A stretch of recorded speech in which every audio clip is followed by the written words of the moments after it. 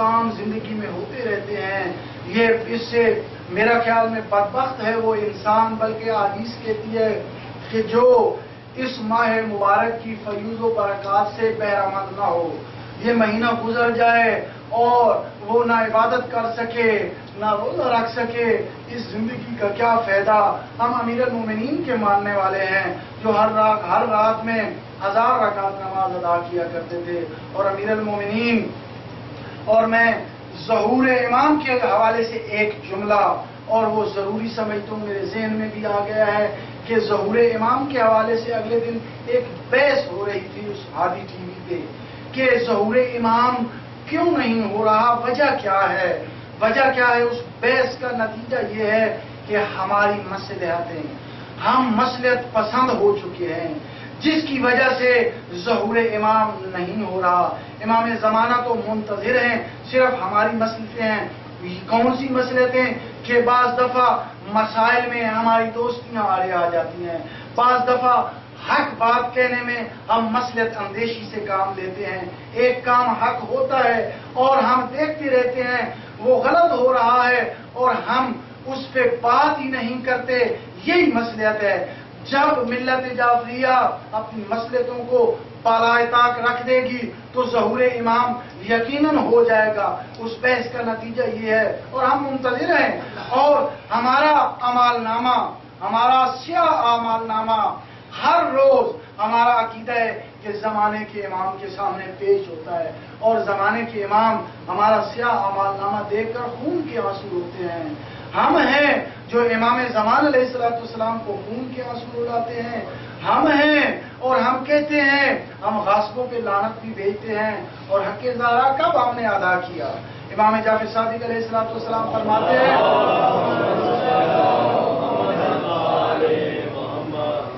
کہ خمس دے کر اپنی نسلوں کو پاک کریں.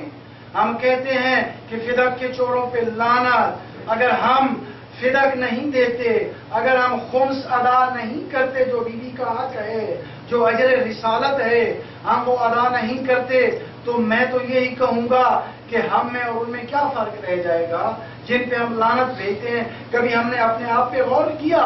ہمیں اپنے آپ کا محاسبہ بھی کرنا ہے.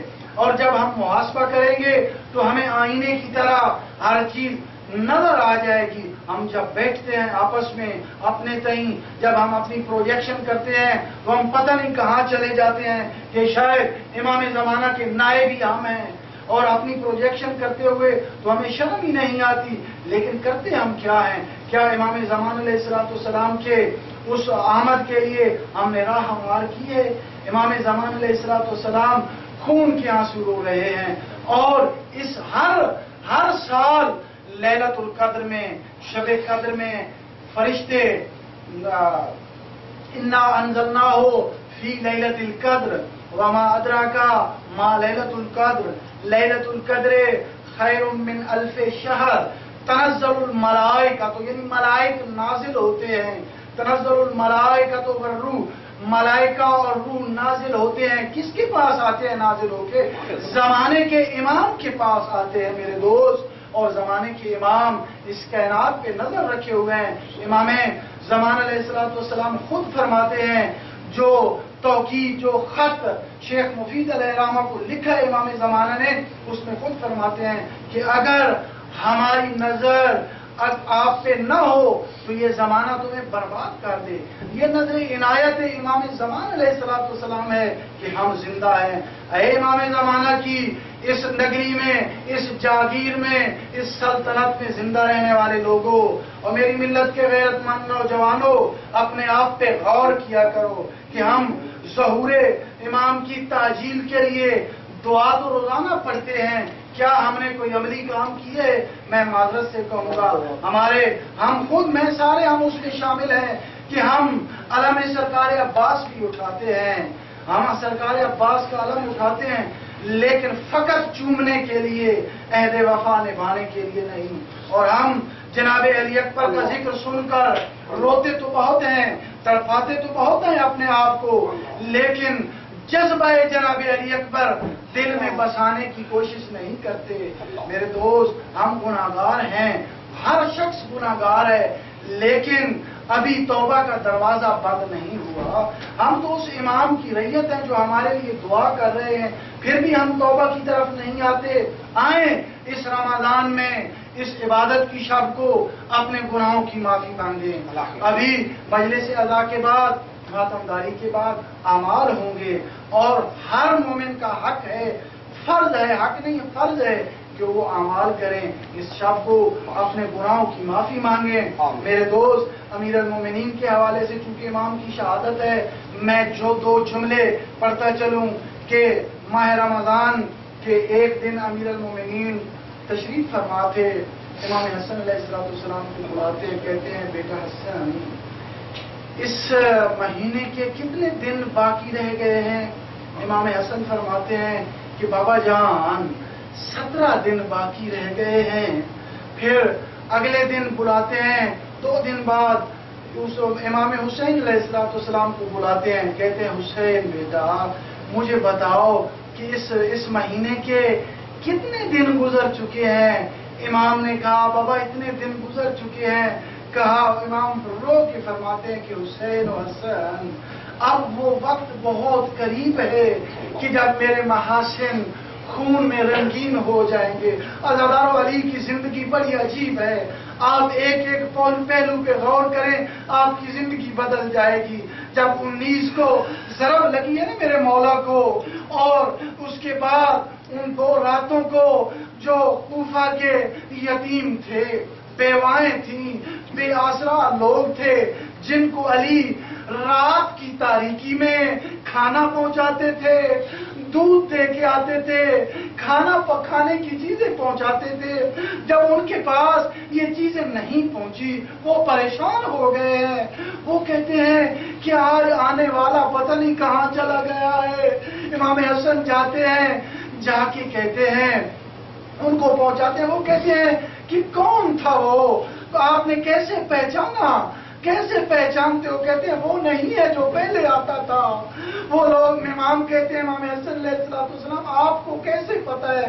وہ کہتے ہیں کوفہ کے یتیم کہتے ہیں کہ ہم اس کریم، ہم اس سخی کے قدموں کی آہٹ پہچان لیتے تھے. عزادارو امام حسن علیہ السلام فرماتے ہیں کہ اب وہ سخی اس دنیا میں نہیں رہے. جب ان کو پتہ چلا نا تو ان یتیموں نے، ان بیواؤں نے، ان بے آسرا لوگوں نے ماتم کرنا شروع کر دیا. عجیب منظر تھا. اور ان کو پتہ چلا کہ طبیب نے علی کے لیے جو نسخہ تجویز کیا ہے وہ دودھ ہے. اور ان یتیموں نے اور ان بیواؤں نے اور ان بے آسرا لوگوں نے جہاں سے بھی لیا، ہر ایک شخص کے ہاتھ میں ایک دودھ کا پیالہ تھا. اور سرکار علی کے دروازے پہ تشریف لاتے ہیں اور دق الباب کرتے ہیں. امام حسن علیہ السلام تشریف لاتے ہیں. فرماتے ہیں کہ کیسے آئے ہیں؟ کہتے ہیں کہ ہم نے سنا ہے کہ علی کے لیے طبیب نے دودھ تجویز کیا ہے، یہ ہم دودھ لائے ہیں. عزادارو جب امام حسن نے یہ بات سنی نا تو فرمایا یار آپ کی مہربانی، اب وہ کریم اس دنیا میں نہیں رہے. عزادارو یتیموں نے ماتم شروع کر دیا.